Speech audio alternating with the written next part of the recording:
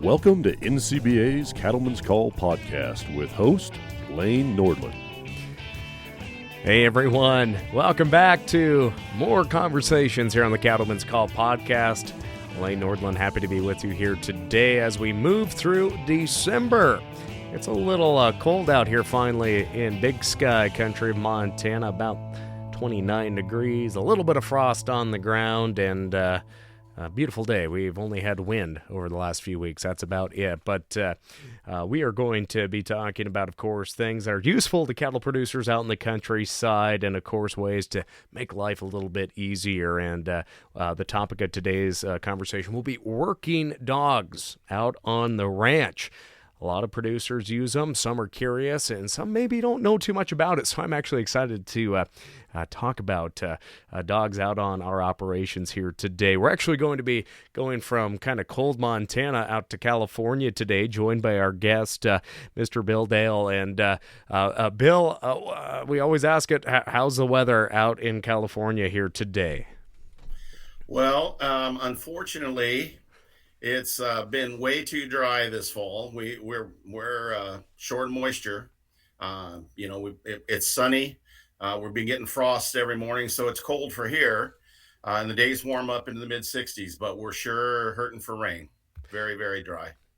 Well, I know our producers up here in the northern part of the nation are kind of happy having an open winter. We're not having to feed as much, but we also know how important that snowpack is across the west. So, again, let's cross our fingers we get some moisture when we need it. But, Bill, as you join us here today, obviously you have a background in training working dogs, particularly border collies, and raising them as well. But some of our listeners may know you very well. Some of us, this may be the first time that they get to meet you. But let's just talk about your work in the cattle industry. Well, for the last 19 years, basically, I've been the executive director of the California Beef Council. We also manage the Nevada Beef Council. We've done that since 2008. So we represent the cattlemen in both states, and we're real proud to work for the cattlemen in promoting beef and driving beef demand in California and Nevada. So prior to that, I've had a variety of things I've done. I graduated from college and was an animal science instructor and coached livestock judging team and managed a cattle herd and ran a bull test and did all those kinds of things. And, have experience with stocker and cow-calf operations and feedlots and just kind of a variety of things that I've learned and experiences I've had over the years. So you've run the gauntlet of livestock production on the cattle end, it seems. I have, because when I was young and I decided I wanted to be an ag teacher, I thought the teachers I always respected were the ones that had actually done the work. And so I went to work and got a lot of job experience doing a variety of different things. And it really something that I really enjoyed and had a lot of good experiences. Well, as I mentioned at the start here, Bill, obviously producers have multiple tools out in the countryside. Some use horses, some use side-by-side or four-wheelers, some use dogs, some use whatever it is to make cattle handling less stressful and less stress on yourself. And so as we get into this conversation about working dogs, there's nothing more fun to watch than a dog that can work cattle, that listens to the commands of their owner. And it is just something else. It's something I envy, because someday I would like to be able to have a good cow dog that's trained. And so as we look at this, how did you get into the business of raising cow dogs? And it is border collies, correct? That really is your expertise. Correct, yeah. How did you get into that? Well, like a lot of people, I was around dogs my whole life, and families always had dogs, and they weren't necessarily working dogs when I was a kid.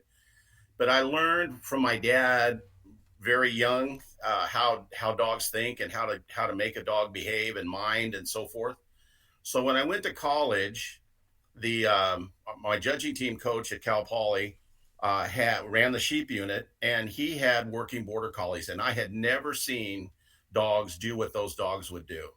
And they were on whistle commands, and he could control them and move the flocks of sheep at the university all over. And I thought, this is amazing. And of course, I've always liked dogs a lot. And so when I graduated from school and got to where I could have a dog and treat them correctly, because when you're a college kid, you know how that goes. Um, so I got in a position where I could use a dog, and so that's where it started. I was given an 8-week old border collie puppy, and she became everything for me, and got my whole career started with the dogs, and I learned a lot from her, and she was the first dog I ever trained. So it just kind of went from there.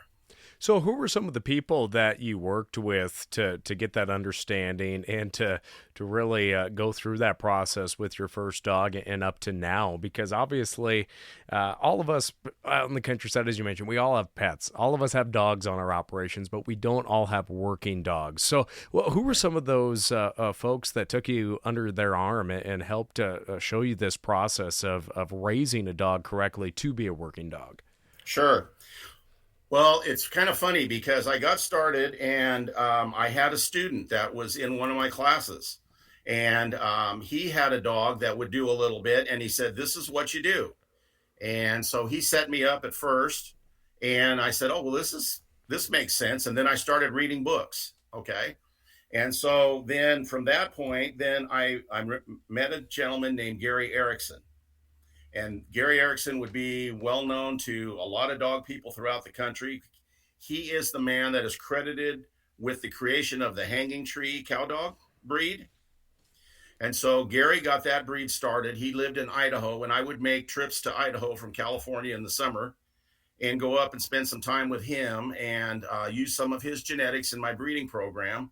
And he really got me started on a lot of the basics and making a good dog. And then my next mentor was Merle Newton. Merle lived in Northern California and now lives in Grand Saline, Texas.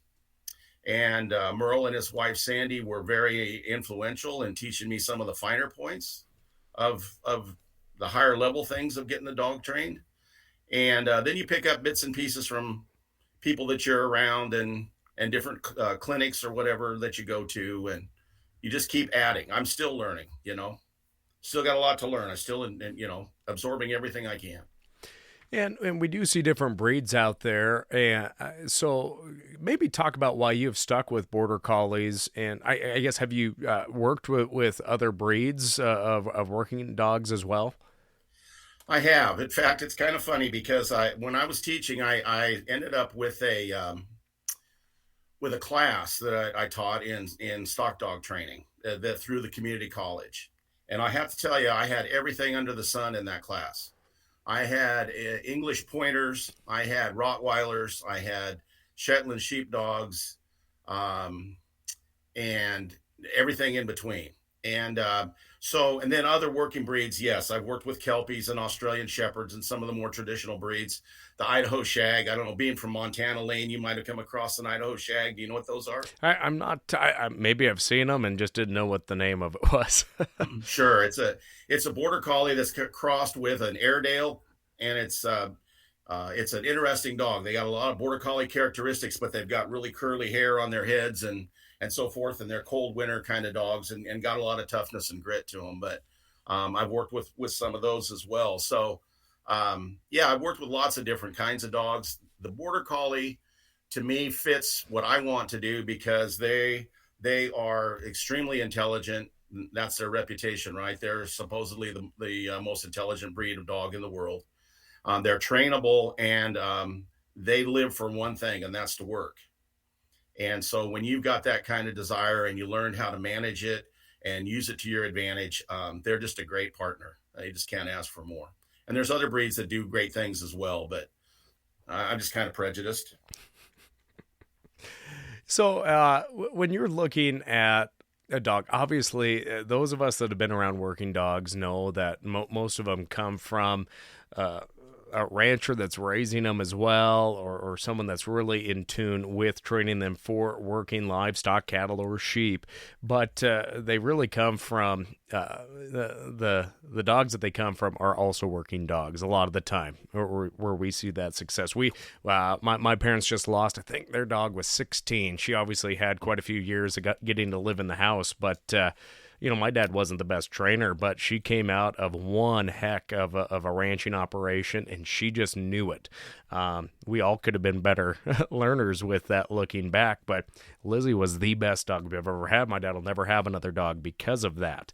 So I guess when you're looking at that and starting things out, where do you look to buy your dogs from? Other ranchers, trying to maybe change things up genetic-wise, or just the work that's been done by other producers out there that you see in the working dog world? Yeah, I think it's just, a case by case because there's a lot of really good genetics out there. There's a lot of good bloodlines, a lot of people raising really good dogs, no matter what breed. And I think there's a lot of, regional biases towards different breeds too. When you go down into Texas, Louisiana, and the South down there, they use the cur, the black-mouthed cur dogs, Catahoulas and so forth. And they're very specific for the conditions that they operate in. They would not necessarily be interested in a border collie, but in the situation that I'm used to and the kind of country that I run into, those dogs maybe would not fit what I'm looking for. So as I look for dogs, I look for generally the parents that I like. You see a dog that you really like the way it works. Personally, I've had the best luck with having females and breeding my female to a dog that I like and raising a litter and then hand picking that litter as I go through and watch them develop, and picking out the pups that I want to keep and train and utilize. And what age do you see that at? How many weeks? You can see it pretty early on, about weaning time, at 8 weeks or so. They start 6 to 8 weeks. You start noticing personality differences. And I've adjusted that somewhat as well over time. I've always tried to pick the boldest pup in the litter because working cattle, you want something that's really confident in himself. And so the you can tell with a litter of puppies who's kind of the alpha dog, who rules the roost, kind of who's the one that's the kind of the cocky one. And I've always been drawn to those. In a conversation with Merle Newton a few years back, he said that he appreciates that in pups, but one of the things that he looks for is the pup that wants to be with you, the one that comes over and sits at your feet. And so this last young dog that I selected actually was a rancher bred their dog to my male, and I picked out a pup for a friend of mine that runs a lot of cattle, and I picked out the real cocky, real alpha pup in the litter, and he made a really nice dog. And after I watched that pup at about 12 weeks doing some things at his ranch, I thought I need one of those, and so I went back and picked up a pup, and I tried something different this time. I went into the litter and I picked the pup that came and sat on my feet. Okay, and what a revelation that's been. I mean, he's a year and a half old now, and he is still tough and still wants to do what I ask of him, but boy, he will want to please me like no dog I've had in a long time. And he's been so easy to train, and he's learned so quickly. And I've just really been impressed with that mentality, but I haven't given up any of the toughness. I've just gotten a dog that really wants to respond to me and is very trainable. And so I think those traits you can kind of pick out in puppies pretty early on. And depending on what your needs are and how you like to work a dog, you can decide where that middle ground is there. So, Bill, when you're doing this, do you just do this to raise your own dogs to sell, or like you mentioned, you picked out a pup for your buddy too? Do you bring in other dogs that other people maybe want you to train? I guess what is your criteria when looking at these pups? Well, I've done all of the above. So I've trained dogs for other people. I've given lessons. I've got a dog that I'm finishing up with now that will sell at the Red Bluff Bull and Gelding sale next month in January. So I do kind of all of those things. My personal preference is to have someone bring a dog that they've bonded with over and have me work with them and have them learn how to handle the dog. And that's really what I like to do, because I believe that if you really if you plan on having a dog in your life or in your operation long term, then the more you can learn about managing the dog and training a dog. As you mentioned, the dog in your family that did amazing things for you guys and was the best dog, and your dad will never have another one. And she's 16, and and her working career is over with. Wouldn't it be nice to be able to say, I've got a 5-year-old right behind her, or a 3-year-old, and we're bringing them along. And so that's really where one of my passions is, working with people and teaching them how to train their dogs. And your story is really common. I hear that from a lot of people. We had a great dog, and he just knew what to do, and we'll never have another one. And for years I would always say, oh, you can have another one, you just need to learn to train, until I got a dog that I currently have that's a dog that I raised that is one of those dogs. And I'm starting to believe I will never have another dog like this dog. And he is extremely intuitive, and he is to use the term kind of loosely, he is a stockman. I mean, he reads cattle like no dog I've ever had, and can put himself in position to move cattle in ways that you don't have to tell him anything. He just knows what to do. And he's kind of changed my attitude about that subject, because he's teaching me a lot of things because I watch him and how he works. Yeah. And so, talking about that, I want to see videos of this dog, Bill, because we all know that there's cowboys and there's cattlemen out there, and you can be both, but sometimes there is a big difference, and especially with dogs too. We have a Corgi and a Corgi Malinois mutt type of cross, and that Corgi Malinois would have made a heck of a working dog had we been back home when we had him as a pup, because I think he would have been great. But back to that point of, from your perspective and working in there, how beneficial is it for producers? And this may be speaking to those producers that have never been around a working dog. But what really is that benefit of using these dogs out in the pasture, maybe in the corral setup, especially if you're the only person on the ranch as well? Absolutely. I think that one of the common misconceptions about the dogs is, because we've all seen examples of bad dog work, is that dogs will make your cattle wild.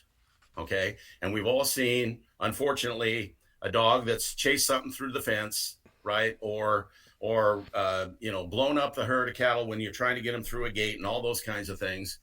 And sure, those things happen. But a dog that is properly trained and utilized correctly, and they can just be some basic things. They don't have to be, push button where you tell them everything to do. Just basic control over the dog will actually make your cattle much calmer and gentler.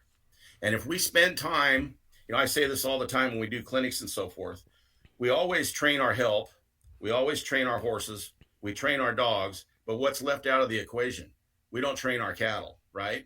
And so a really well-broke dog will train your cattle for the response that you're trying to achieve by showing the cattle, and the cattle learn to read the dog as well, by showing the cattle what's expected of them. And if they comply, the pressure comes off. It's the old pressure and release thing. And so a really good dog can put pressure on cattle at the right time, release the pressure when you get the right response, and eventually it makes the cattle gentle because they understand what you're trying to do. And I've seen many times when you've got a set of cows out grazing in a pasture, and they send the dog out, and the cattle see the dog, and they immediately start gathering together. Not panicked, they just walk together and come together as a herd, and they're ready to be moved. Okay? And the dog drops in around them, and the cattle say, okay, where do you want us to go? Which direction are we going? And that has to lower the stress on those cattle. If they understand what's being asked of them right off the bat, and that dog's telling them, that has to bring the stress level down. This brings the stress level down on you too, because you don't have to work as hard, you don't have to ride as far or whatever, and it allows the cattle just to settle and fall into line. And if you've ever seen that before, then you really appreciate it. If you haven't, it's too bad, because it really is possible. What are some pet peeves that you see with folks that do have really good dogs, But and I know you put a lot of time and effort into these dogs, and everybody ranches differently. Everybody maybe handles cattle a little bit differently too. But what are some pet peeves that maybe you wish people did a little bit better, or improved upon in their use of dogs out on the landscape, working cows, or just being in the yard as well? Sure. Well, I mean, dogs need to have a little bit of respect for people. That's number one, right? And they need to have some manners. And those are very, very basic things. And I remember when I was a kid, we had a dog. It's really the first dog I ever remember being around. And I would come home from school and play with that dog and throw the ball and wrestle with him and do all those things.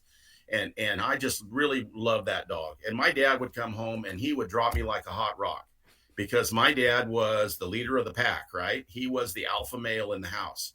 And that dog would spend his whole afternoon sitting next to my dad's chair, wanting attention from my dad. And what happened is that relationship, the dog would view me as kind of a litter mate, right? I was his play guy. I mean, I was fun, but he really wanted to please my dad.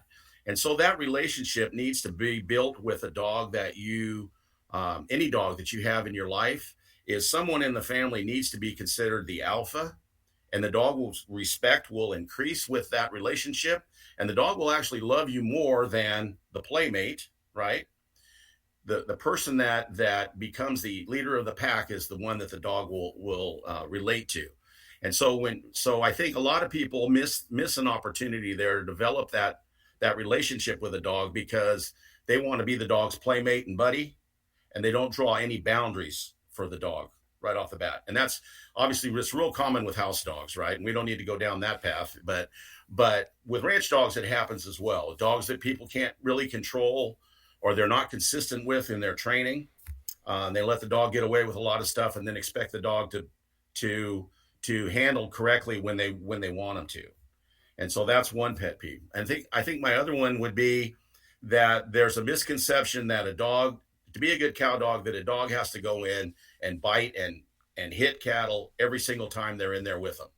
And if a dog's not any good, if he's not in there biting or doing something to make the cattle go faster, or here or there or something. And I think the more you work cattle with a dog and you get the cattle where they respect a dog, the more you begin to understand that a dog that just is in the right place and moves quietly around the stock and is in the right place, you'll get more done with a dog that is like that and stays off the cattle a little bit than you ever will with one that's in there biting all the time and stirring things up and bringing the anxiety level up of the cattle. Yeah, that's a pet peeve of mine when you're helping the neighbors or somebody. Hopefully they don't listen to this show. Maybe they do. But when they got their dogs around the working chute, and that are maybe a little more nippy that way, I think it really throws off having a good setup in a tub when you got those dogs sitting right there at the chute or on the back end. That's just my personal opinion. Sometimes there's a time for the dogs to get tied up or maybe put in the trailer during certain parts of that, in my opinion. But yeah, and the pack instinct takes over with dogs too. And I know a lot of guys use multiple dogs, and that's certainly of value in lots of situations. And you have to watch, because dogs sometimes will work for each other, and the whole pack instinct kind of takes over. And if you're not aware of that, and then things can get a little out of hand. But yes, if your dogs aren't good in the corral, then they should be tied up or somewhere else. And then sometimes a really good dog in the corral, a single dog in the corral, is really helpful. And but you got to have that control, that right relationship. So I agree. I guess when you think about it, in your region, are you seeing less people using dogs over the last few years, or is there maybe a renaissance in people wanting to use dogs? Because I look at it as we don't have a lot of people that that can come out and maybe work a ranch. It's tough to find hired hands or people that want to work on the ranch with you as well. Do you think there's more of a rebuilding of that, or a renaissance, as I said, of folks wanting to become better cattle handlers and have some help by just using one of their canine friends? Absolutely. Yeah, I think it's gaining popularity, and there's a younger generation that is interested in that holistic, cattle handling and ranch management and so forth. And I think a dog fits very well into that scenario. The dogs can be so useful, and I think people are really recognizing that. And I think the genetics and the training methods and the improvements in the way dogs are handled are showing themselves to people that maybe a generation ago or so thought, well, dogs are more trouble than they're worth. Now, some of the other people are starting to say this could be the solution to a lot of our issues, right? And so I think there's a resurgence of interest in working dogs. You bet. So, when we look at the history of the West, so many ranches have had dogs. It's a part of our history, and it is cool to see people maybe find working dogs for the first time and re-implement them into their operations. But yeah. Have you followed the history of working dogs throughout the centuries and whatnot? I mean, because I joked earlier, we have a Welsh Corgi and a little Corgi mutt he was supposed to be a Corgi Australian, mini Aussie, but he definitely has Malinois. I mean, you can just tell that looking at him.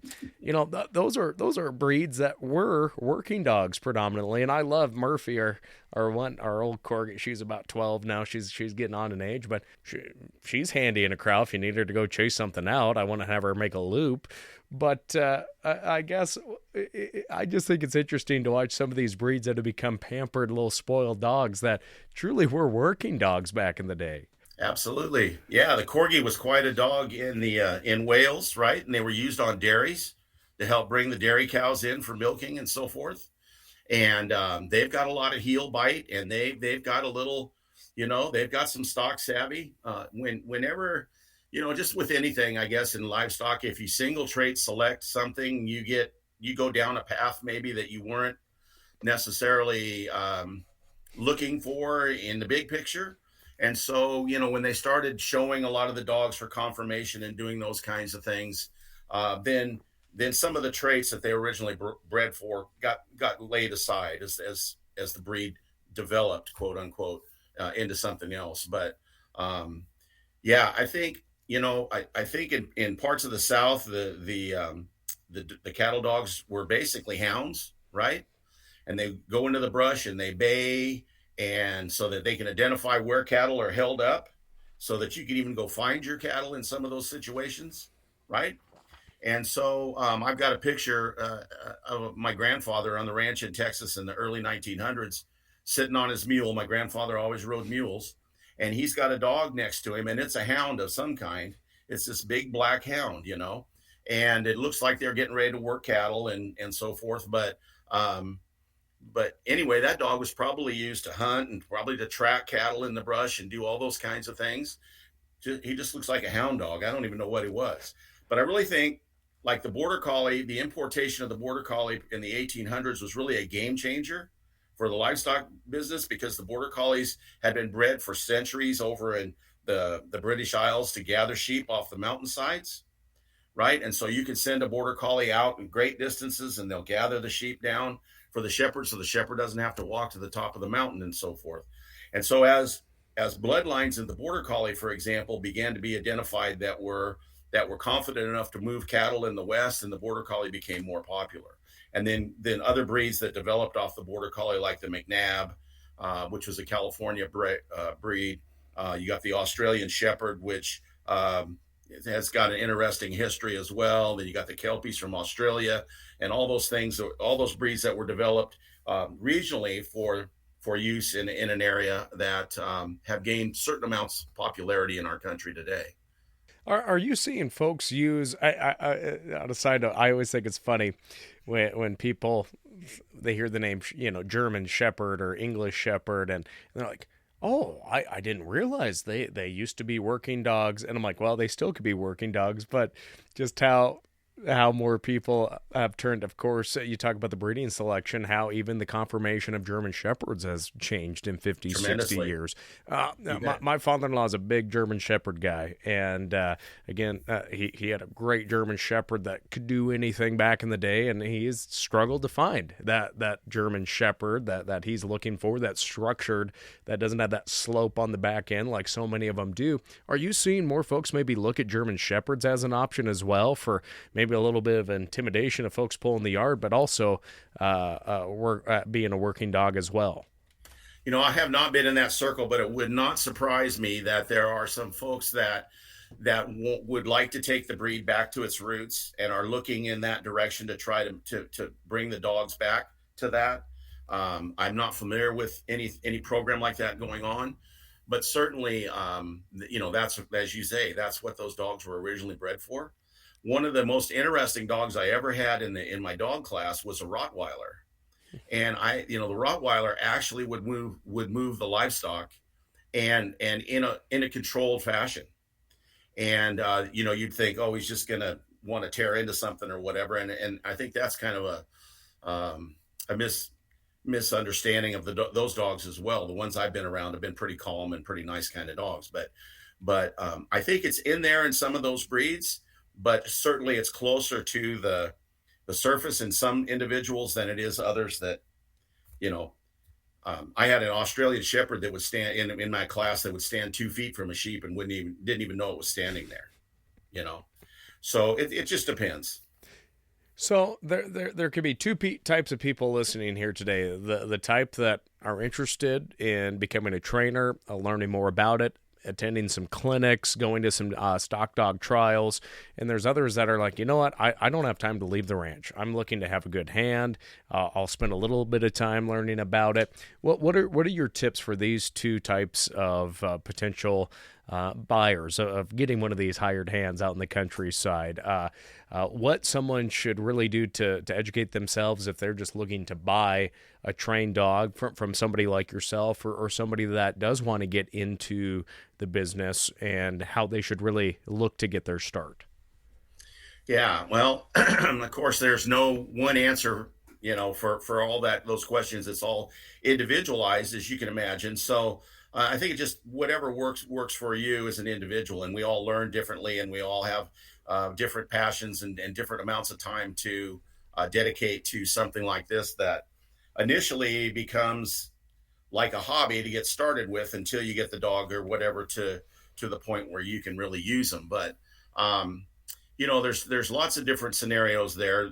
Buying a dog that's trained is a good option. There's a couple things that you need to think about. One is, how you're going to use the dog, and making sure that the dog is not either overtrained or undertrained for the way that you're planning to use them, because both can happen. And so that's important. I think another thing to consider is that, a dog, you started right off the bat with this, Lane. A dog's useful working life is maybe till they're 10 or 12 years old. And it depends, they've got to get a 12-year-old ranch dog still usable at 12, they've got to have a kind of a charmed life, because, any one day they could get hurt, and it changes their whole, you know, their usefulness, and just overnight. So that's a consideration. So the age of the dog, obviously, the younger the dog is, the more that they don't know, and the greener that they are. And the older the dog is, you're looking at, he's going to be done here in a few years. So, and then that's a consideration as well.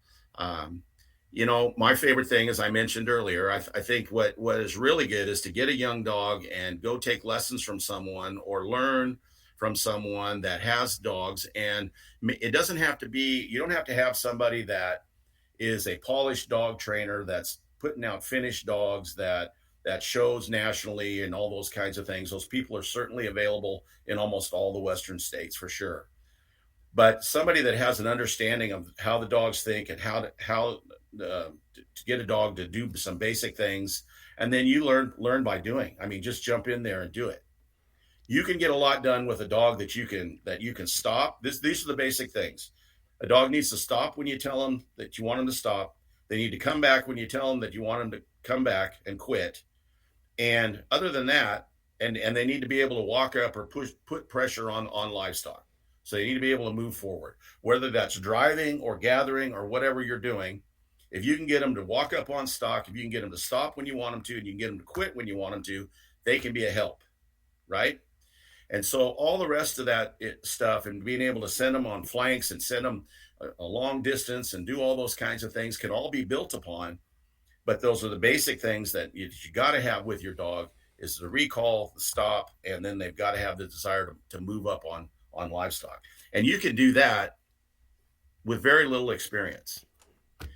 There is a website that you can try out and then become a member where you have access to all of their videos.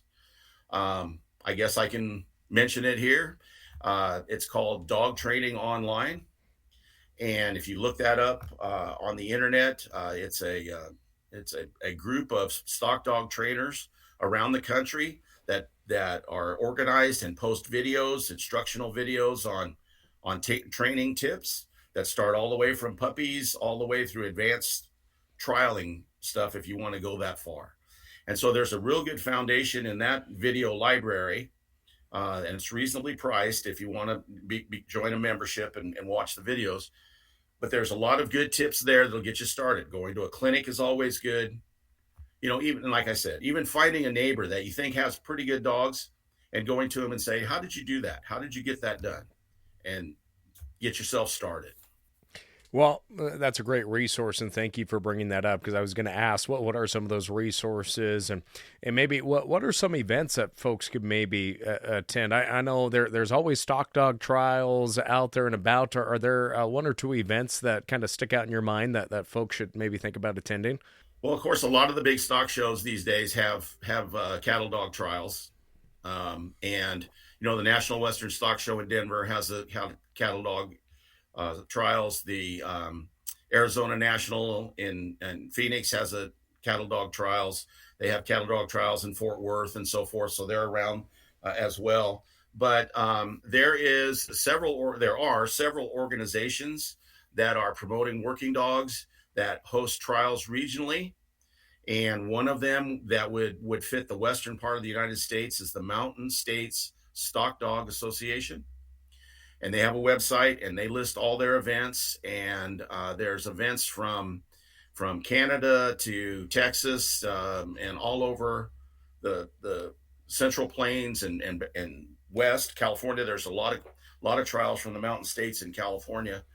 And most of the trials are cattle trials. They have a sheep division, but you can go to those and see dogs that you might like to breed to, or identify trainers or people that are maybe from your region that are working dogs, and see someone that's got a good handle on their dogs that you might want to approach and ask about puppies or lessons or all those kinds of things.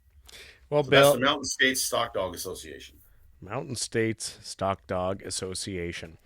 Well, Bill, I appreciate you taking a few minutes here today, and I know in an audio setting it's tough sometimes to share an image or what things are doing, but when we're talking about working dogs, I think folks can get a glimpse of that, and if you haven't done so, go find some stock dog working trial videos online. It is fun, and there's nothing more intense and enjoyable than watching, especially I love border collies, watching a border collie's eyes when they are locked in on a cow or a sheep and just wanting to please their master and just do their job. There's just nothing more honest, I guess, in a dog in a dog's eyes than when they're working cattle. Absolutely, and it's all they care to do, right? I mean, they live and breathe that, and you can see it in them, and it's exciting. I mean, it's really enjoyable. And then you get into the nuances and learn to watch how a dog works. So the dog that I'm talking about that I really like, you listen to the stockmanship and stewardship crew at NCBA talk about drawing pressure and so forth. This dog will actually draw cattle's eye to pull cattle together. I've watched him do it many times. Instead of just pushing on the eye to get the cattle to turn away from him, he'll actually get in position where he draws the eye inward to the rest of the herd. And when you start noticing those things is when you really get excited about stockmanship and stock dogs. It's really neat. Well, again, I appreciate you taking the time here today, and I encourage folks, do your research, maybe put your toe in the water if you're interested in it, but make sure and do a good job, or in the best that you can do out there. And because, those dogs do so much for us, and, it's great to have them, but do your homework along with it as well. Oh no, it becomes a special relationship, and there's a lot of responsibility there for you as a human as well. A lot of times those dogs won't quit to get a drink of water unless you tell them to get a drink, and so you need to be mindful of the dog all the time, and make sure that you're taking care of them, and they'll sure take care of you. Well, again, Bill Dale from California joined us here today. Thank you so much. I really enjoyed our conversation. Thank you, Lane, and thank you for the opportunity. I enjoyed it as well. With that, friends, that will conclude this conversation on the Cattleman's Call podcast. If there's other topics like this that you would like us to discuss, make sure and just drop us a note. Check us out at the Cattleman's Call online at ncba.org. With that, friends, I hope everyone had a Merry Christmas and have a great New Year coming up here very soon. I'm Lane Nordlund. We'll catch you next time. Thanks for tuning in to NCBA's Cattleman's Call podcast with Lane Nordlund. For more information, visit ncba.org and make sure to subscribe to the podcast today.